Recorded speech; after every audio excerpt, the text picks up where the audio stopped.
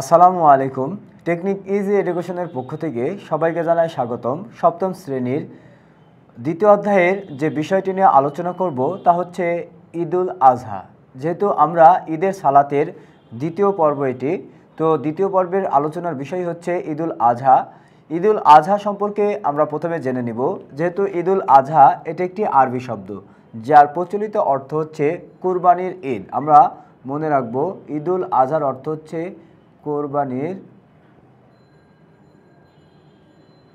কোরবানির ঈদ। তো এর মধ্যে থেকে আমরা জেনেছি যেহেতু ঈদুল আজহার অর্থ হচ্ছে কোরবানির ঈদ, আর এই ঈদুল আজহা হচ্ছে আমাদের এটিও মুসলিম জাহানের দ্বিতীয় উৎসব, অর্থাৎ কোরবানির মাধ্যমে এই উৎসবটি পালন করা হয়। তো আমরা দেখেছি হজরত ইব্রাহিম আলাইসাল্লাম তার প্রাণপ্রিয় পুত্র ইসমাইল আলাইসাল্লামকে যে আল্লাহর সন্তুষ্টির জন্য কোরবানি করার জন্য যে উদ্যোগ নিয়েছিলেন বা তিনি যে কোরবানি করার জন্য ইচ্ছা করেছিলেন, তো এই জন্য আল্লাহ সুবহানাহু তাআলা তার প্রতি সন্তুষ্ট হয়ে মুসলিম মিল্লাতের উপরে এই কাজটি ওয়াজিব করেছেন, অর্থাৎ সামর্থ্যবান ব্যক্তিদের উপরে কোরবানি করা ওয়াজিব। তো এর মধ্যে আমরা যে বিষয়টি দেখতে পাই সেটা হচ্ছে যে হজরত ইব্রাহিম আলাইসাল্লামের এই ঐতিহাসিক ঘটনাটি মুসলমানদের মধ্যে স্মৃতিস্বরূপ রাখার জন্যই আল্লাহ সুবহানাহু তাআলা এই ঈদের অর্থাৎ ঈদুল আজহার এই নিয়মটি প্রচলন করেছেন। এখন আমরা দেখে নেব এই ঈদুল আজহার গুরুত্ব।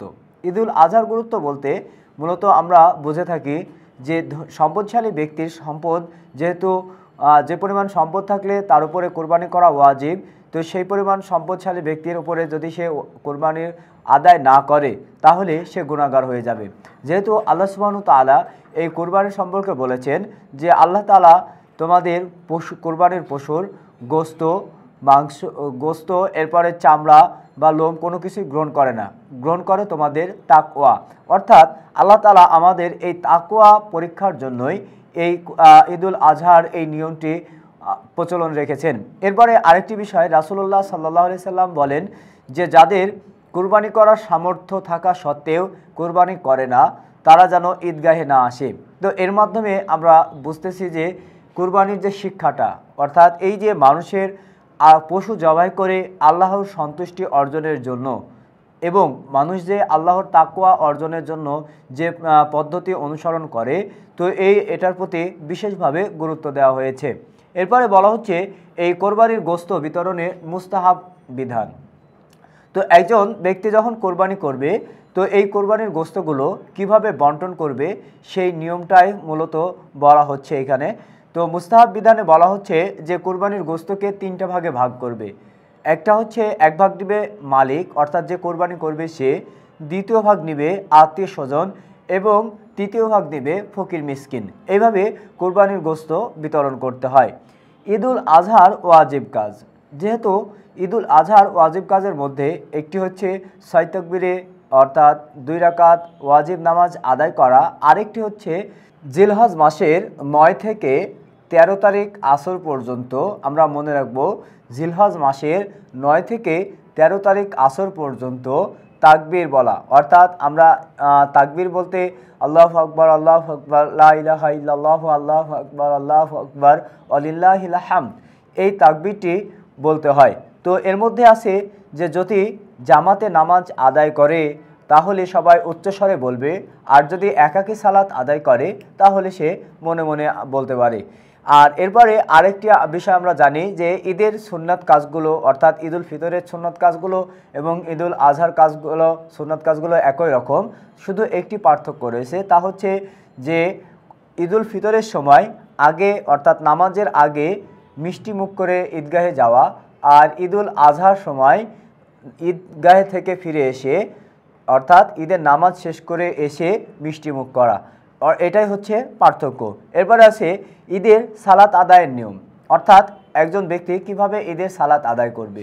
যেহেতু এই ঈদের দিন সুবহে সাদিকের পর অর্থাৎ সূর্য উদয়ের পর, সূর্য ওঠার পরে যখন সূর্য উঠবে তার পরে থেকে ফজর অর্থাৎ জোহরের আগ পর্যন্ত, জোহরের নামাজের আগ পর্যন্ত এই ঈদের সালাত জামাতে অর্থাৎ ঈদগাহে গিয়ে জামাতে আদায় করতে হয়।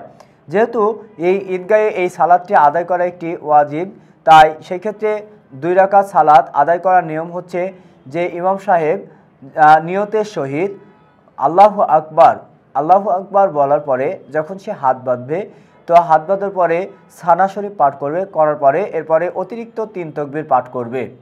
অতিরিক্ত 3 তাকবীর পাঠ করার পরে সে সূরা ফাতিহা বা অন্য সূরা ফাতিহার সাথে অন্য সূরা মিলায়ে পড়বে। পড়ার পরে যথাযথ রীতি প্রথম রাকাত শেষ করবে। দ্বিতীয় রাকাতে প্রথমে সূরা পাঠ করবে, এরপরে সূরা ফাতিহার পরে অন্য একটি সূরা পাঠ করলো, করার পরে রুকুতে না গিয়ে, অর্থাৎ রুকুতে না গিয়ে সে আবার অতিরিক্ত 3টি তাকবীর দেবে। এই তাকবীর 3টিতে হাত উঁচা করতে হয়, অর্থাৎ হাত উঁচা করার মাধ্যমে এই তাকবীরগুলো দিতে হয়। তো এর মাধ্যমে আমরা ঈদের সালাতের যেহেতু তাকবীরের পরে এবার রুকু সেজদা আদায় করার পরে ডানে ও বামে সালাম ফেরানোর মাধ্যমে আমরা এই ঈদের সালাত আদায় করতে পারি। এইভাবে ঈদের সালাত আদায় করা হয়। তারপরেও যদি যেহেতু ইমাম সাহেব উচ্চস্বরে তেলাওয়াত করে, সেক্ষেত্রে মুসল্লির তেলাওয়াতের প্রয়োজন হয় না। এরপর আছে এই ঈদের সামাজিক শিক্ষা।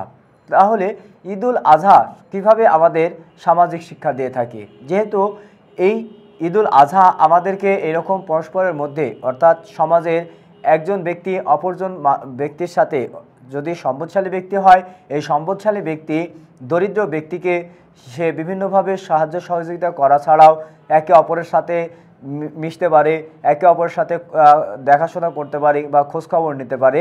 এটা কিন্তু ঈদের সবচেয়ে বড় সামাজিক গুরুত্বের একটি বিষয়। তো আমরা এরপরে আরেকটি বিষয় যেটা জানি সেটা হচ্ছে যে এই ঈদের মাধ্যমে বা ঈদের নামাজের মাধ্যমে আমরা সমাজের বিভিন্ন মানুষের সাথে আমাদের মত বিনিময় করতে পারি। তো এই ছিল ঈদের সামাজিক শিক্ষা। তো শিক্ষার্থী বন্ধুরা, ঈদুল আজহা থেকে আমরা যে বিষয়গুলো জানলাম সেগুলো সম্পর্কে কোন ধরনের প্রশ্ন আসে সেটা একটু দেখে নিব। প্রথমে আমরা দেখব হচ্ছে ক নম্বর প্রশ্ন।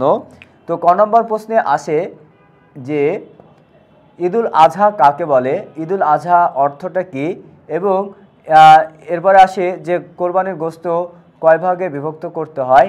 এছাড়াও আসে ঈদুল আজহার ওয়াজিব কাজ কয়টি। এরপরে আসে যে এই ঈদুল আজহার দিনে কোরবানি করা কি। এগুলো ক নম্বর প্রশ্নে মূলত এসে থাকে। এরপরে খ নম্বর প্রশ্নে আমরা দেখতে পারি, খ নম্বর প্রশ্নে আসে যে কোরবানির গোশত বিতরণের বিধানসমূহ লিখো। এছাড়াও আসে ঈদুল আজহার যে বিষয়টি, অর্থাৎ ঈদুল আজহা বলতে কী বোঝায় সে সম্পর্কিত। এরপরে আমরা গ নম্বর প্রশ্নে দেখতে পারি যে কোরবানির গুরুত্ব। এরপরে আসে ঈদের সালাত আদায়ের নিয়ম। এগুলো গ নম্বর প্রশ্নে আসতে পারে। তো এই ছিল এই পর্বের আলোচনার বিষয়। আসসালামু আলাইকুম ওয়া রাহমাতুল্লাহ।